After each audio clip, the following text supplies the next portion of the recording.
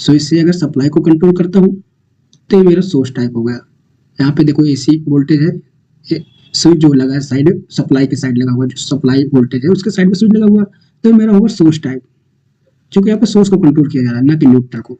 But इस side जो दोस्तों सिंक टाइप है, यहाँ पे क्या है, मेरा जो स्विच लगा है ये किसको कंट्रोल कर रहा है, न्यूट्रल को, ना कि तुम्हारा सप्लाई वोल्टेज, ना कि सोर्स को कंट्रोल कर, इसलिए ये हो गया दोस्तों सिंक टाइप कंट्रोल। दोस्तों अब चलते हैं हम आज इस क्लास में बताऊंगा दोस्तों इलेक्ट्रिकल लोड क्या होता है। दोस्तों इलेक्ट्रिकल लोड क्या होता है इसके बारे में आज इस क्लास में। तो दोस्तों आज इस क्लास में पढ़ाऊंगा इलेक्ट्रिकल लोड क्या होता है। दोस्तों ये है टॉपिक मेरा इलेक्ट्रिकल लोड।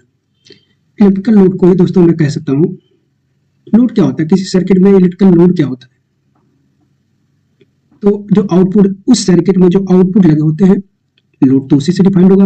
अगर आपका फैन लगा हो, बल्ब लगा हो या कोई मोटर चल रहा हो, तो आउटपुट ही उसका जो होता है उस सर्किट का एक इलेक्ट्रिकल लोड होता है। तो दोस्तों क्या होता है, आउटपुट ही उसका जो है उस सर्किट का लोड होता है दोस्तों। बाकी अगर इलेक्ट्रिकल लोड का डेफिनेशन क्या होता है दोस्तों, तो जो मेरा आउटपुट है, आउटपुट को ही मैं इलेक्ट्रिकल लोड बोलूंगा दोस्तों। तो मेरा आउटपुट क्या है दोस्तों, आउटपुट का डेफिनेशन मैंने इसके पहले वाले क्लास में दोस्तों आउटपुट क्या होता है मैं इसका डेफिनेशन आपको बता चुका हूं, बट आज फिर एक्सप्लेन कर देता हूं।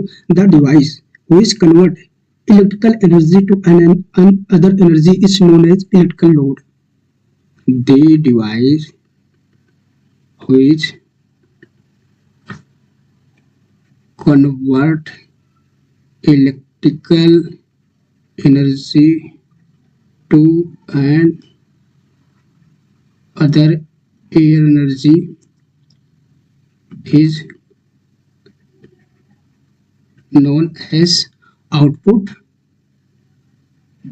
or electrical load।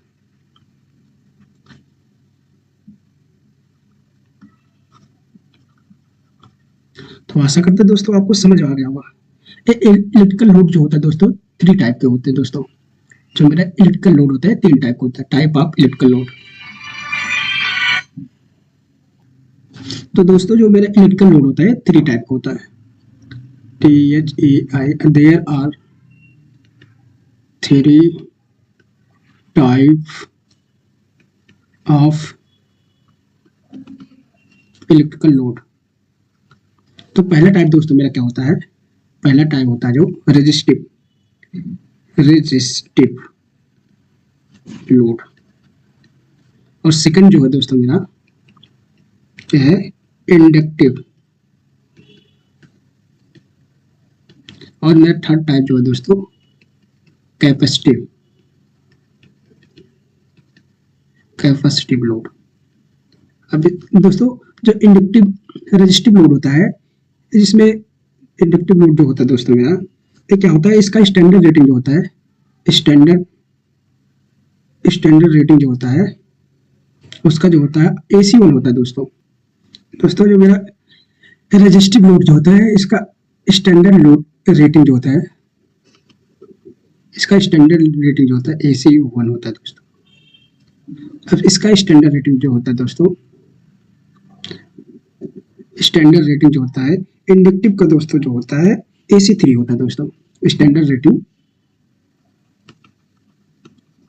AC3 होता है दोस्तों। इसी तरह मेरा जो कैपेसिटिव होता है इसका स्टैंडर्ड रेटिंग जो होता है इसका होता है AC2। बाकी तो दोस्तों मेरा आशा करते 3 टाइप का लोड होता है, आप समझ गए, resistive load, inductive load, capacitive load. Inductive, capacitive और रेजिस्टिव लोड जो होता है दोस्तों AC3 होता है, AC1 होता है, सॉरी दोस्तों AC1 होता है। AC1 का एग्जांपल दोस्तों जैसे आपको बताता हूँ, आपका होता है हीटर। आपका हीटर जो होता है दोस्तों,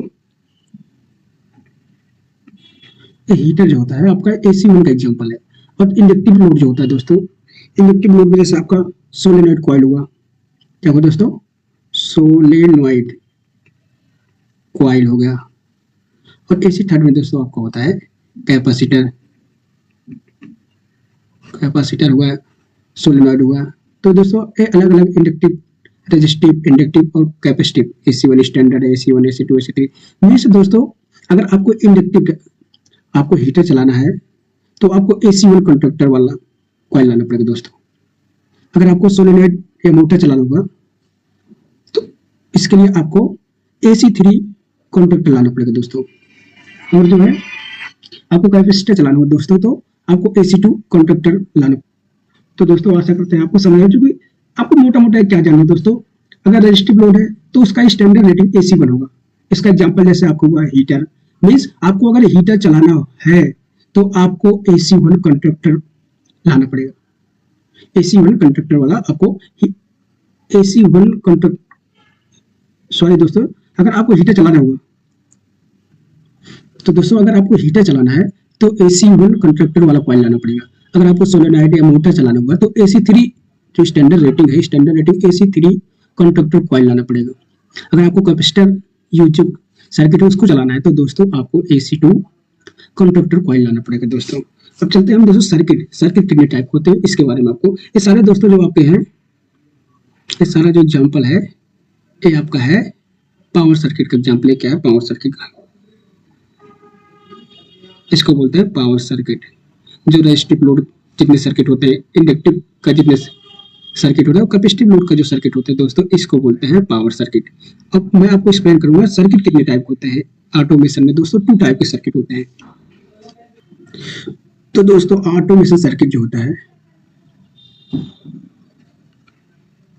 ये सर्किट जो होता है 2 टाइप का होता है दोस्तों। एक होता है पावर सर्किट और आपको दूसरा सर्किट जो होता है ऑटोमेशन का दोस्तों ये होता है कंट्रोल सर्किट। इसके बारे में आपको एक्सप्लेन करता हूं दोस्तों।